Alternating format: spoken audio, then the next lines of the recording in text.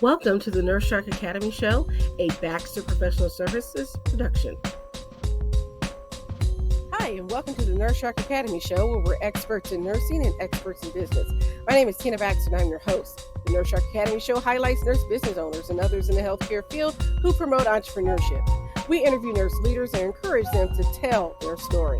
My mission is for you to own your seat at the table of nurse entrepreneurship, gaining confidence, skills, and freedom to live your life on your own terms. Today's show is how one nurse launched a solutions-based business to combat workplace violence. And our guest today is Mel Cortez. My mission is for you to own your seat at the table of nurse entrepreneurship, gaining confidence, skills, and freedom to live your life on your own terms. I specialize in working with nurses and other health professionals who want to reduce burnout, pessimism, and compassion fatigue. So you can become a successful entrepreneur to reclaim the love you have for your profession and to create a fulfilling and prosperous life. Join the Nurse Shark Academy at thenurseSharkAcademy.biz and come feel the sun, providing a clear path for business success.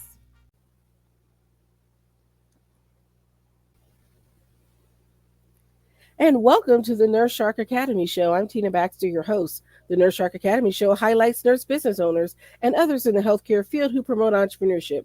We interview nurse leaders and encourage them to tell their story. Today's guest is Mel Cortez, or Mel Cortez, of Cortex Gold. Welcome to the show, Mel. And this is a little bit about her. She's an RN entrepreneur, graduated from Towson University with a Bachelor of Science in Nursing. She's been a critical care travel nurse for over 10 years, and she's been in many facilities across the country. In addition to being a nurse supervisor in acute care, she's had various management positions in home health, hospice, and long-term care prior to returning to the bedside to serve as a critical care traveler in March of 2020. Mel also has launched her Cortex Brand, a solution-based business that she'll be happy to tell us more about. So I wanted to say thank you for coming on the show, and tell me a little bit about yourself. Hi, Tina. Thank you guys. Thank you guys so much for having me on. I'm really excited to be here to talk to you about business and nursing, my two favorite things. So I am Mel. I was an ICU traveler.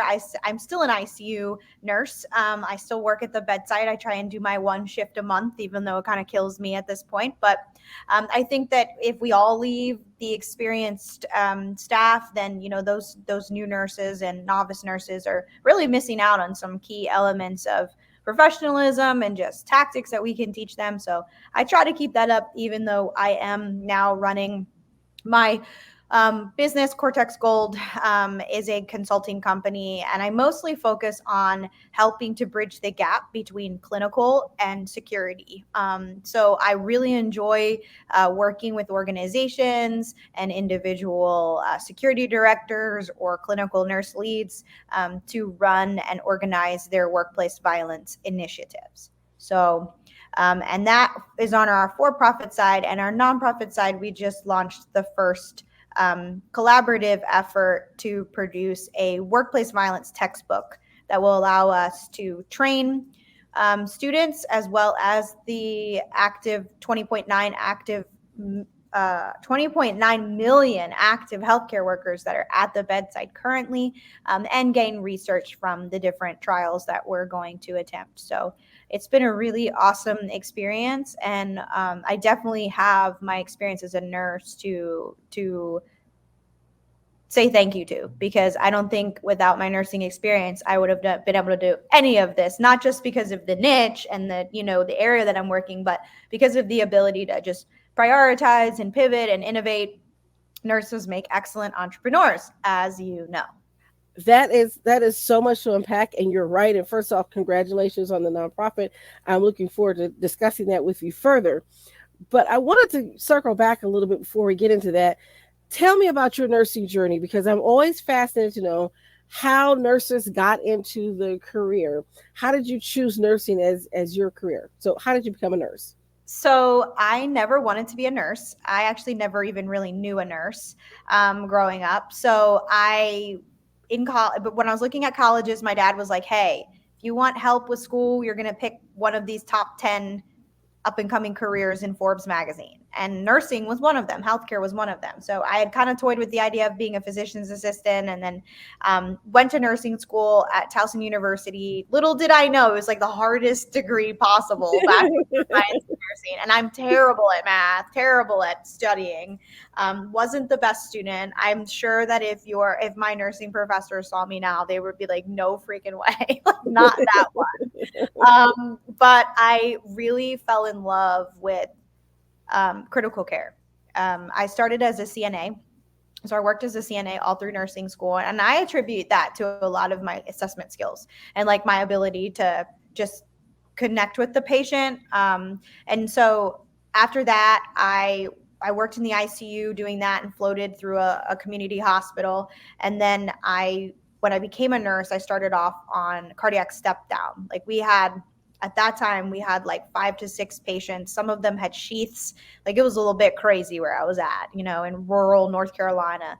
And so then I came back to Baltimore and worked as an ICU nurse and got my first like big nursing job, And back then, like it was hard to get an ICU nurse job. Like you did not get a job as a new nurse in the ICU. Like you didn't get it. And then even if you had some years of experience, it was very competitive and they were like, the tip of the sword. So it's a different time.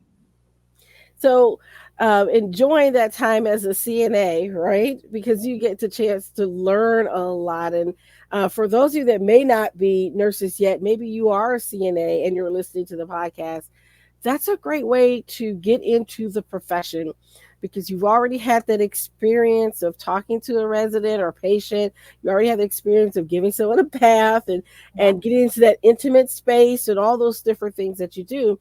So it makes you a little bit more comfortable when you get into the clinical setting. And I started as a CNA too. Did you? I was a CNA in long-term care. Ooh, that was my first. Girl, that's so hard. I could not. The only time I did long-term care, I was a DON. And I ended up being a CNA half the time because we didn't have any staff. But that's hard. That's a hard job. Getting them up every morning, getting them dressed, getting them into breakfast, knowing who's who and what shoe goes with who. I don't know. Yep, I did that for several years and all through nursing school. Wow. I started out as a CNA because I needed a job. And they were willing to pay you as you learned. And this is me after my bachelor's degree in biology. I was finishing that up and decided not to go to medical school and didn't know what else to do with myself. Wow. And so that's how I became a CNA because I needed a job.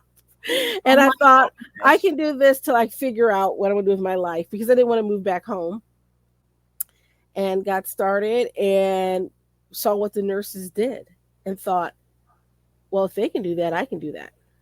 And that's how I got into nursing school. I just called them up and said, hey, let me in. And they did.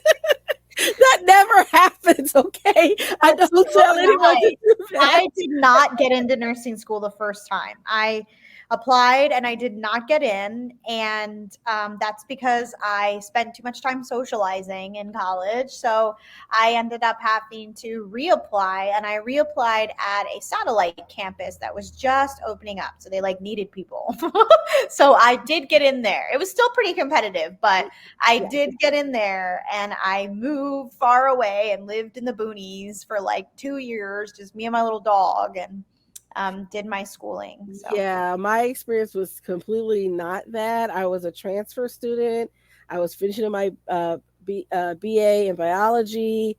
I called them up 2 weeks before the semester started and said, I want to transfer. Let me in. Wow. And they said, well, you have to get accepted into the university first. I was like, done. Here's my transcripts, blah, blah, blah.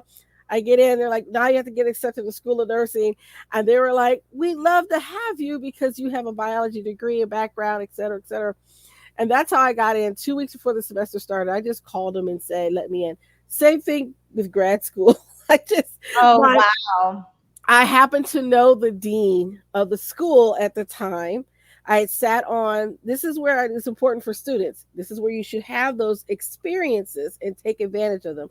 I was on the Student Nurses Association board, and I was the student rep to sit on the state Nurses Association board. Oh, that's great. That's such good So, experience. And yes. oh, that's awesome. I had no idea. That's cool. I was like one of the vice presidents of my nursing class or whatever, but that's like, Yeah.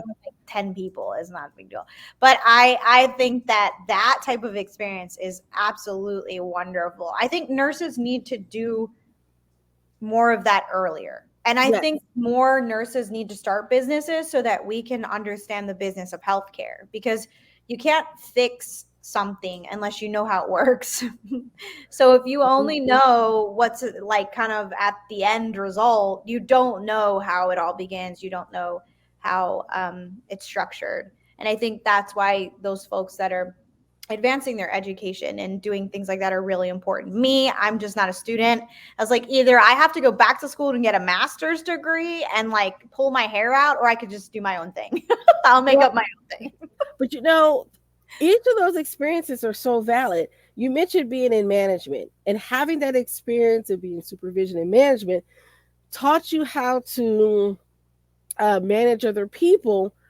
But in my experience, and I'm pretty sure yours is similar, it also showed you how things work at a policy level in the hospital, and why some of the decisions are made that are made, that a lot of nurses that are just at the bedside may not understand. Yeah, and I think one of the things, so middle management, I say is Hmm.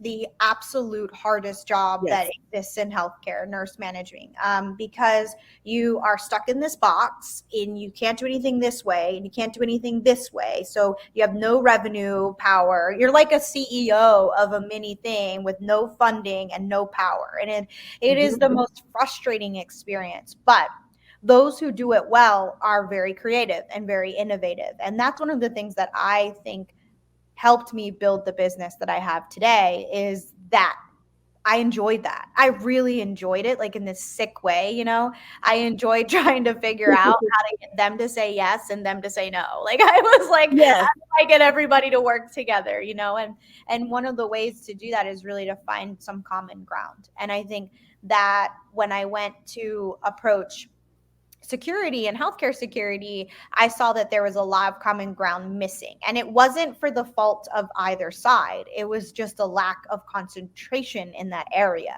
And I think that's what I bring to the industry, is that's all that I focus on, right? I don't focus on threat assessments. I don't focus on things over here. I just focus on how can I bridge these two things together to help support these healthcare systems. Well, that's an important aspect, and that gives us a great segue to talking a little bit more about your business, because as we've seen, if you've watched the news, there's been nurses assaulted on their units. You've had a doctor get shot, and all these different things that are happening. That's around the country.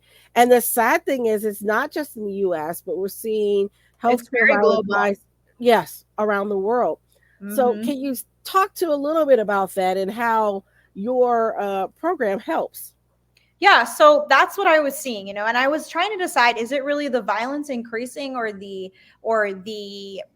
media coverage? And since I'm still at the bedside, I can 100% speak for the fact that there are several things that are causing the increase in violence. There are no longer nurse experts left. So there are professional patients at this point because of the opioid epidemic and all the other things that are happening. These patients now are frequent, they're sick, they know the rigmarole. When they Yep. have a new nurse that doesn't, they can tell. Hmm. And so they have a lack of trust, they have a lack of um, belief in the system, and then the system's issues on top of it, right? So one of the things that we do is help support nurses all over the globe. I have someone on the team that's from Pakistan, someone from Singapore, someone from Australia, the UK, South Africa, everywhere you can imagine, right? Canada. So those folks bring their tailored issues that are not similar to America. And we kind of use the things that they're doing in the UK as a pivot point. It's not something that we want to replicate because American market, American structure is much different, but it is something that can help support us because they do have a lot of innovations and they have stricter standards, especially when it comes to behavioral health. because they have a behavioral health track. When you become a nurse, you can specialize. You have to specialize at the beginning of nursing school what type of nurse you want to be. So you don't just do your general nursing and then become something when you're out there. So what we offer is a program that allows them to understand how to reconnect with a patient. A lot of the nurses that are training were nurses in the pandemic when there was no compassion because everyone was dying anyway and you were too busy. So they didn't learn the skill set that older nurses have. And then they didn't learn a high degree of professionalism. So there is a way to establish yourself as an expert rapidly with someone, and that is by being knowledgeable about what you're doing. So I tell people all the time, before you go into the room, the most important thing you can do is remember who you are, right? You start with who you are. And part of that is understanding how your emotions are and where you're at, where your head's at, really kind of come back into your body. We use the breath as an anchor. So you take a deep breath when you're about to knock on the door. And we kind of recenter and focus ourselves, right? From a neuroscience perspective, we go into that portion and that emotional regulation. Because once we go into the room and we do have someone that's exhibiting some challenging behaviors, we have to be emotionally stoic. We have to be able to connect, but not to react, right? And a lot of these companies that I was seeing were teaching like, oh, set limits and disconnect from the patient and like, just don't engage, don't take it personally. Well, when someone says a racial slur to me, I take that pretty personally. And as a human, that's okay. And I should be allowed to have that feeling in that moment of being like, okay, ow. And then how do I process and move through those things? And what's the next step to do that rapidly so I don't end up becoming a victim, right? And so that perspective, when you provide that type of training and that intimate of experiences and simulations, you are really connecting with the staff and you're creating a culture shift. A lot of these other training programs out there are giving great de-escalation tips or great, things, but they don't connect to a healthcare worker because they don't understand the climate. And we are the most resistant to change. And in order for us to shift and to change, we have to have things that are relatable and things that we can connect our brains to, because our brains are already full. So that's why we modeled it off of CPR and ACLS. So what's the model that they know? How can we approach it from a way that they aren't feeling defensive? And then how can we heal them a little bit and then give them the tools and the tips, which it is. Instead of saying, watch your tone, it's not about what you say, it's how you say it. It's more like, hey, I understand that you feel that way and it's valid. And this is terrible that we even have to have this conversation right now. But you are a professional and this is professionalism, and you are a nurse and you went through school and you're smart and your degree is the hardest in the world, and you have the ability to establish yourself as an expert, even if it's day one, because I guarantee you looked at that chart and you know what their diagnosis is. And if you got to go in and tell them that lab is there, or you got to draw some labs, you can say, sir, we're monitoring your kidney function. And these are really important because we want your kidney numbers to come down so that we can get you out of here. So this lab is important this morning so that I can tell the doctor when he comes in at 8:00 what we're doing so he can come up with a plan to get you out of here. And I guarantee you use the word get you out of here 3 times and they'll let you do whatever you want. Yes, exactly. Or I talk about the food. I'm like, aren't you ready to have some Wendy's? And they're like, yeah, I am. I'm like, okay, let's vibe, Yes. It's being present, right? Yes. Being present with them. And sometimes they say something that's not quite what you want to hear. My background is psychiatry, and so I've heard some things over the years. I bet. And I'm like, okay, so what makes you upset in this situation is, and I'm like, help me to understand what you're trying to communicate. And we script it. How can I help you? Mm-hmm. How can I help you is that's the baseline. You walk in the room, how can I help you? And if they can't give you a logical answer, that's your first sign that this patient is probably not negotiable. And I'm talking about in the inpatient areas, in the non-psych areas where the patient is sick, where you've got a heavy patient load outside on the other side, in the ER. This is the type of skill set. We are not a long-term de-escalation over 4 weeks program. Like that they are. This is to get you safely out the room. Let's figure out why Buddy Boy wants to pull his eyeballs out with a spoon or whatever, and then how do we get him to the point where he's safe? And I think those are the things that, like, for instance, restraints. I've been vetting restraint companies for the last 4 years that I've been doing this, and I finally found one that I like. But it's because they're the least restrictive. But they're soft, they're easy to apply, they're washable. They're all the things that like a nurse would want out of a restraint system. Yes. It's not something that, a medical device company came up with because they needed them and then just, sells them. So I think that the innovations that exist now, and the ability for us to leverage we the people media is what I call it, right? Like we're TikTok is now media. Like we're showing the truth. The media is whatever they're doing. It's like a show. You know that show, The Hunger Games? Yes. You know how in the Capitol, like they're all dressed up, and I'm like, that's what the media reminds me of now. I'm like, we're headed there, Yeah, they don't show you the real. You right. You get that in the footage from the shaky camera phone. Right. And now everybody's going to be filmed. That's why when, there's this big discussion about body cameras and security and whether nurses should have to wear body cameras. And I have my own thoughts on that. And I think, first of all, patients have cameras now. They're going to be filming you, whatever's happening. I think that the capability of the cameras don't do much except record something that's already happening. Right. They're already going to, and then we can look at the footage later and see who's what did what, where, and whatever. But the goal is to even avoid getting in the situation that we require wearing a camera. And sometimes you can't in healthcare, which is why I think that the camera might be a good idea on some options, because sometimes you just can't avoid it. These people are, in a situation where they can't manage their own emotions. They can't emotionally regulate. And sometimes people are just human too, they're just human. And I think that that's one of the things that in security, we have to understand that we're not in the same environment as you would be in another policing environment or somewhere where you have pure authority, and you have a gun and a badge and all these things. We are not those people. And one of the times that I was most violently assaulted was because when the officers were there, they were using pain techniques to keep him compliant. Right. And then when they left, we watched it, and then we were, the bad guys because we let them hurt him. And then we became the target, So people are pretty upset at me sometimes when I'm like, we don't teach pain tactics. They're like, you have to, that's self-defense. And I'm like, okay, if you're in the point where you're needing to use a pain tactic with someone, we've already passed the point of where you shouldn't be there as a nurse. Like, and what are the things that we have to do from a policy standpoint to support that?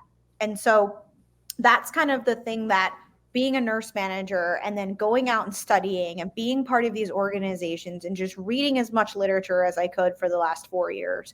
I worked a lot of night shift. And I did a lot of fucking reading. Like I read a lot. So people are like, she's not an expert. I'm like, well, I probably read enough to make me at least be able to innovate in my lane. And I do my best to stay in my lane. I don't pretend to know something that I don't. And I think that's sometimes where nurses who are in business get themselves off track, is just because they have an RN, they think that they can speak on a topic that they really aren't an expert on, or they haven't spent the time to learn.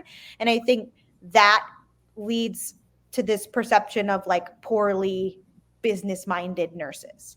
When in reality, it's just they haven't spent the time and attention to learn those things in that niche. So when you pick your niche, pick something that you really enjoy and that gets you jazzed up. Don't just pick Botox because it sounds like you're going to make a lot of money, because you only make money if you have clients. And the only way people want to come and let you put needles in their face is if you're jazzed up about it. Exactly. I looked at a lice removal business. I researched I heard about it on a podcast. I thought Do this you is like picking great. lice or something? No, it was this nurse was doing it and she was making a lot of money and she bought into this franchise and it sounded so interesting. And I researched, I said, we only have two of this franchises in our state. It'd be a perfect niche. And then when I got looking My at head's it, itching, Tina. My head's itching. yeah, I was like, I don't like head lice. I'm It's like, so funny that no. I will go in the room with the trauma patient with like HIV, but you tell me that there's a bed bug in there, I'm like, Yeah, see, yeah. Yeah, I'm like, there's two things I one of the biggest things I can't do is a GI bleeds. oh, Um, you know the smell of a GI bleed. That is one big and no. sputum. Sputum. I You love know my what? A lot of respiratory nurses that have therapist, but I trouble with can't do sputum it. also have trouble with the GI bleed. Yeah. I don't know. I don't have trouble with any of it, really. I'm I'm just like, like, give me whatever. the maggoty, Oh, okay. Well, yeah, I don't do disgusting. maggots. I skin flakes. Skin flakes really freak me out. I don't like Yeah. that when you push on the bed, Wounds, it's like a I'm cloud good. of foliage. Yep. Okay, that's Yep. super gross. Anyway, Don't worry, I plan to put a I little apologize. disclaimer on this. All the non-nurses had to sit through that. To the rest of Mhm. you, we're here. We Yep. got Yep. you. Hey, you're talking to the person that would attend an autopsy and then go have lunch, okay? Oh yes, that sounds So, great. Though, did we figure out how they died? Like oh that yeah, sounds we were students, and so we would go. I worked at the medical college like in high school through a summer program, and so you're so cool. You've done like the coolest stuff ever. the pathologist would come get me and say, "Hey, I got a new autopsy. Come watch." And I watch it, and they show me all these cool things, and then me and my friends would go eat lunch because we're like, "Man, I'm hungry after that." Are you involved with your state organization there at all? Yes, yes. I was going to say you should be. You're perfect for it. You're very good at it, and I think we need more. I am not. Nobody's going to put me up in front of anything official. Okay, who knows what the hell's going to come out of my mouth. But that's why I have my own business. And I tell people I'm like the Gary V of healthcare security. I just lay it. I'll tell you the truth. I've been on a meeting with somebody who had like alert badges. I was like, I never wore your badge. I was like, I hated it. It's too heavy. They were like, oh, okay. I'm like, but here are the things you can do to make it better, you know? I was thinking about that. I wish just, we could have a badge where they would track where you are in the hospital at all times, and it would log how many times you go in and out of a patient's room. They do have that. And spit out a log, because I think that would help us. Like, and people hated it because you like go to the bathroom or the break room. They'd be like, why are you spending 15 minutes in the break room 4 times a day? I'm serious. That's what happened with it. And it was like, okay, this was supposed to be a tracker, a location device that turned off call lights. But then because of toxic leadership, it became something that no one wanted to wear or use. And so that's why we don't have these badges. And now, so like there's a company called Quema, and it's made by this young entrepreneur that I just love. He's amazing. And he's from, he's going to kill me that I don't know this. I think he's from South Africa or Africa. And he has this badge. It looks like a badge reel. And you just push and hold it. You can push it and it'll send an alert via phone and all kinds of stuff to the people that need help and your phone. It's cool. So for lone workers, inpatient, and it's like a couple bucks per badge, and the battery never dies. I'm like, this is amazing. Like, you guys are so cool, Yeah, we need something like that, because I hear the stories about the nurses that get cornered somewhere. They're in the stairwell. Nobody knows where they are. They're there for hours. Years ago, we had a physician have an asthma attack and die in her car. Oh my God. It wasn't found for like 3 days. Yeah, that sounds about right. I think the thing is that people don't use the alert badges that exist, and it's because they don't have training. They just hand them to you, and then they're like, yeah. So like these, for instance, our training is when you say, how can I help you? You put your hands, one hand up, one hand here. So if you feel threatened, you look like you're playing with your badge, and you can even do this, like you're going to show them who you are. How can I help you? I'm Mel. And then as you're putting it back, you're pushing your button. Mm-hmm. Because now someone's on the way, because your spidey senses, intuition is always right. If you talk to like some of the best yacht raw threat assessor people that I have on the team, like one of them is Mr. Michael Hovelman. He founded SpaceX security program. He's a Blackwater operator, former CIA. I mean, these people are amazing, right? I can't even tell them a fib, right? I'm like, oh, I was running late. They're like, yeah, right. You just didn't do what you're supposed to do on time. I'm like, how'd you know that? They're like, personality profiling, you know? So I meet with them, we talk about all this stuff, I run things by them, what would you do in this scenario, yada yada, and then they innovate and they develop things that they would have done from a protection standpoint instead of a policing standpoint. So protection is more of like preventing something from happening and keeping an asset safe. Policing is like going out and preventing crime, or keeping things from happening to other people. So when we look at, for instance, canine, people are always like, oh my gosh, you can't have pointy-eared canines in healthcare. And I'm like, but they're not police dogs. They're not the type of dog where you let off the leash and they hear the sirens and they're going to go eat something, right? Mm-hmm. They're the type of dog that could sit next to you, and if somebody started escalating or somebody started getting really combative, the dog will bark. Just bark. Doesn't move. Just bark. Hey, we're here. We're watching you. You're okay. And that's enough sometimes to just people, oh, okay, never mind. Like that's not, I'm not doing that today. Right. Exactly.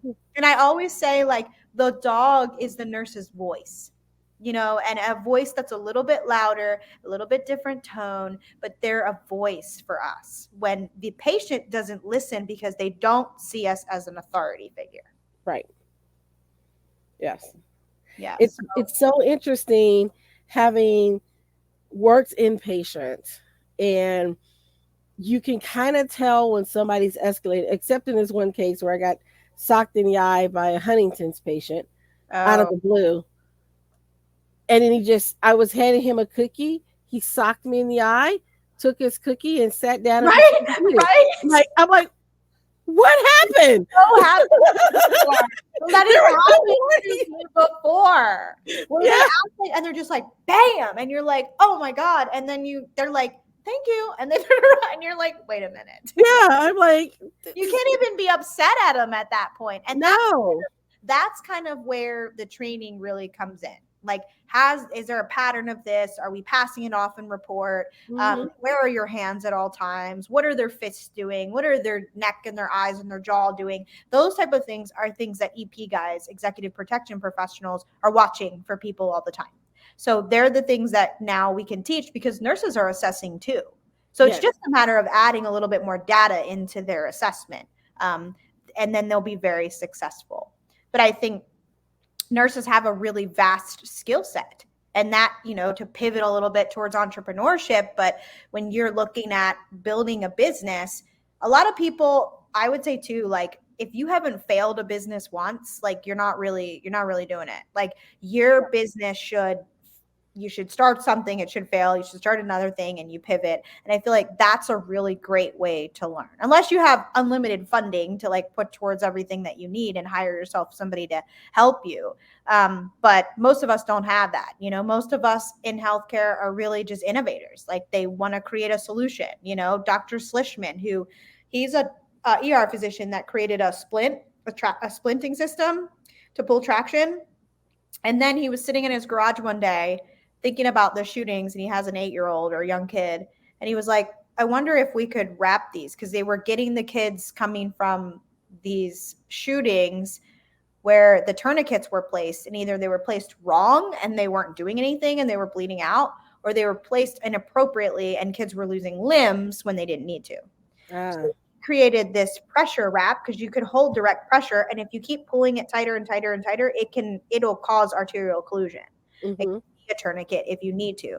But people are missing the whole hold pressure over the wound thing first, and they're just going straight to tourniquets. So we have this whole initiative on the nonprofit side where we're doing like safety response seminars for free. So we bring them the little wraps, they retail for like $10, and then give them to the SROs and the school nurses, and then teach them together what to do. And then from that, we'll build out a behavioral response program where the nurses and the SROs will be able to manage students that have a behavioral health crisis together. So that will be a new initiative that we're looking at studying and doing some research with. What should we teach? How should we teach it? What's the best way? How does the absorption of information happen for these different age groups? And then does it make a difference? Right. I think it would be so helpful with special needs kids with autism and things like that, so that you don't get those situations where you have a police presence that come in, they Yes. escalate the situation, they usually don't diffuse it, Yes. and then they're tasing a child. Yes. You got a 6-year-old that's been handcuffed and tased, Right. and you know, very traumatizing to them. And now are you going to ask them to trust that officer ever again? Yep. And that we see a lot on the inpatient side when these, behavioral health patients are now being admitted for crisis in the hospital. They don't trust any of the security officers. And they don't trust because they look like a cop. Yeah. And so the one of the restraint systems that we use comes from Doug Melia, who used to work on a cruise ship. He worked on a cruise ship for years and then did executive protection. And, it's literally a whole little city floating there. They have few security and everyone's drunk or on pills. I'm like, and that's family trauma. I'm like, that's an ER, Doug. Like, I was like, you just described an ER. So he's like, that's where the restraint development came from. And there's even one where you can put on a pediatric patient. It's like a waistband. And then it has like the little cuffs that go over, and they can even play Xbox. But they just make sure they can't hit anybody. And then they have a thigh restraint where it wraps around the legs, because as long as you have control of the legs, they really aren't going to do a tremendous amount of movement and kicking, Right. So it allows people that were formerly in seclusion, because in the UK they use a lot of seclusion as opposed to chemical restraint. So it allows them to come out of seclusion and kind of integrate or do therapy or do different things. And it's great because like they're putting them in the correction system in Lee County, Florida. And I was like, okay, when they start coming into the hospital systems, I really would like to educate clinical, just so they know, they've seen them, they know how to use them, they know how to take them off, whatever. But they're really great because for pediatric mental health, families can use them at home. So they're a good integration. Like, how do we teach PD? How do we teach security? How do we teach nursing to be able to see these restraints and know what to do and how to use them? Because I believe that they're going to become very commonplace, because they definitely are some of the best that I've ever seen, and least restrictive that I've seen. And that's important, because I want our listeners to understand that when we're talking about restraints, there are reasons to restrain someone. This is not to be used in a punitive way because you're mad because they're acting out. This is to keep them safe and to keep you safe. Yes. That's what they're there for. I have a child with autism, and so people don't understand when they don't have children with special needs. My child, is not to the point where I would need to use any of those interventions, but there are many times where he does cross into my physical space because he just doesn't understand social cues and barriers. And now that he's 10, he's as big as me. And like, he can come and tap me, because he's excited and he's stimming and it hurts, and I have to tell him, you're hitting me too hard. You're hitting me too hard. And so people, if you have a child that has, different cognitive function than that, it can be very, very challenging and terrifying, because nobody wants to put their kid in some scary restraint, Right. And so if it looks a little bit better, if it's a little bit more comfortable, if it's something that, almost looks like you have a belt on and you're wearing a bracelet, that's much better than the alternatives that are out there currently. And I hope he is very successful here. That would be very fascinating to hear about, because I come from the days when we used to have the vest restraints and then the wrist restraints. And of course, again, I'm psychiatric, so I've actually seen leather restraints in use. I'll have to send you as one sheet, because they're really, really good, really great. Yeah, that's very interesting. I always look for ways that we can keep the patient's dignity, but also keep everyone safe. Right. And that's what people need to hear. And maybe even using some of those restraints in long-term care might be of benefit if it keeps someone safe. Again, it's not to be used for staff convenience. We just want to keep you in one spot long enough to do things. But really, if it's a safety issue, and having been with a different variety of clients, because one of my buildings took a lot of developmentally disabled individuals in Yeah, there. yeah. That's And a tough population to work with, especially the biting. Isn't the biting pretty bad? There's a company we use called Bite Pro, and it like keeps you from breaking the skin, but that still hurts. yeah, the biting. I had one resident that would not keep any clothing on at all. You know So what I say all the time? I'm like, okay, we know that humans have human behavior, right? mhm, Nobody's gonna grow wings and fly away. Nobody's gonna disappear. But yes, the human behavior can be disorganized. Like yes, you take your clothes off before you get in the shower, right? hmm, But she was taking her clothes off just randomly. So it's not the behavior that's the problem, it's the order of the behavior. And that's what we yes, can do as clinicians to try and help reorder behavior. yes. Well, for this particular client, it he did not like the sensation of anything touching him, Oh yeah. That's anything, yeah, and so that's we had to care plan all of that um, to allow him to be in his room on the mat because he was nonverbal, oh. um, blind, pretty much deaf, and didn't wear clothes. So it had to all be care plan on how to care for this individual. I bet. I bet. And you know what? As a caregiver, it's hard. Like you feel Hmm. like I wish I could connect like this poor person. Like and I can't really even be there with him because Yes. of the issues that you do feel for that. And I think Hmm. that's the difference between our approach. We have tactical empathy. We have this empathy for people that some other people just don't care. They're like, well, that sounds like their situation. Exactly. So tell me about that whole transition, though, of coming from bedside nurse to entrepreneur. What made you take that leap? I got sick of it. Like I really got sick of people telling me there was nothing else we could do. And I was like, well, I'm not just going to sit here and let this continue to happen to my colleagues and to me. And, I was in several events, violent events and different, you know, sexual assault, all kinds of stuff. And I just said, we're going to lose this whole profession if we don't do something about it. And so I started a wellness company. Nobody wanted to do that. We weren't ready for it yet. And then so from there, we did some surveying, found out that safety was an issue. And then I was attacked with a metal mop around the same time. So we just decided to pivot the company and launch Cortex Gold, which stands for Guiding Organizational Leadership to Deliver Safety and Security Solutions at Work. And then from there, we built the nonprofit. So right now I'm doing a lot of speaking, a lot of consulting, a lot of sitting on boards, just making recommendations for workplace violence reduction efforts.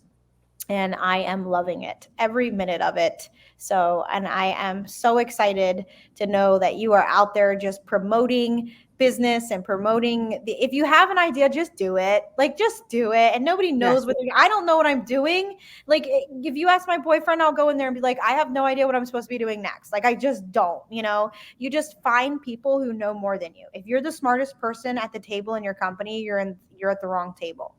Like I would say that I'm the dumbest person that I work with. I am, and they'll tell you that too. They're like, "Yeah, she's pretty simple." Well, there's a simplicity and then there's dumbness, and I think you're more. The simplicity is the sweet spot, right? If you make it too complicated, you can't replicate it, you can't duplicate it, you can't multiply. And I Exactly. think as business owners, we need to remember that simple is best. Until you get really good. Once you get Hmm. really good and you know how to pivot and you know how to brand and you know marketing and the other thing is if you don't know how to sell, you should Yes, learn how to market yes. because you're either an excellent marketer or an excellent seller. So I think that that's a really important thing for people. Some of the things that I've enjoyed reading are Measure What Matters Most. It's about Google's OKRs, and I always pick OKRs for my life and my business.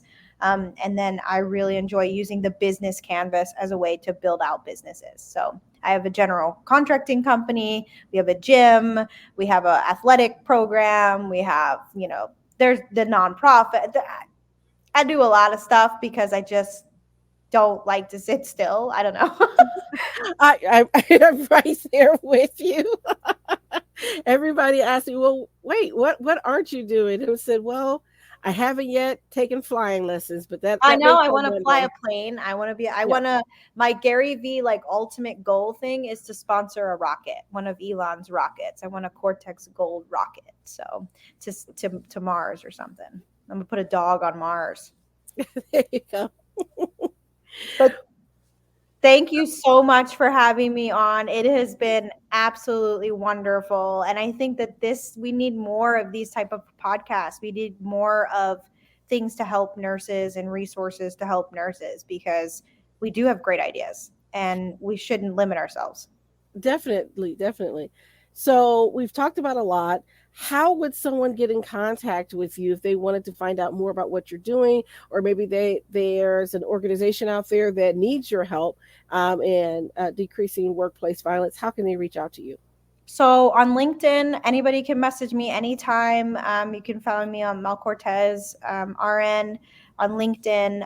Also, just go to my website, cortexgold.com. There's plenty of links there, booking links, donation links to help support Tact Book, that nonprofit. And there's lots of opportunities. And consults for nurses, like nursing leaders, are always free. I do not charge for that. So you can call me anytime you need some advice or something, and security officers, they're always free to ask me questions. Give me a call. I'm happy to help in any way.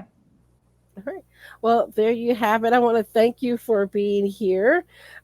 We are here with Mel Cortez, and you can check out her website, Cortez Gold, and Cortex Gold. Yep. Cortez Gold. Thank you, and thank you for being here. This is Tina Baxter with the Nurse Shark Academy.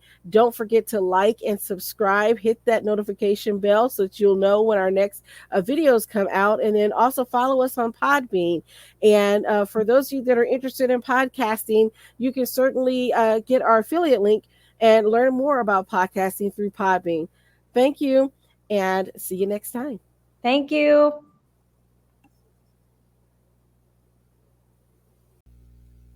Nurses, are you burnt out, frustrated, looking for something new? Are you looking for more? Nurses, are you ready to feel the sun? You will dream big and expand your consciousness as an entrepreneur. Your nursing license is your key to freedom. Join the Nurse Shark Academy at the nursesharkacademy.biz today. Thank you for listening to the Nurse Shark Academy show wherever you get your podcasts or watching us on YouTube. Don't forget to like and subscribe, and don't forget to hit the notification bell so that you'll know when all of our episodes come out. If you want further information, you can contact us on the nursesharkacademy.biz.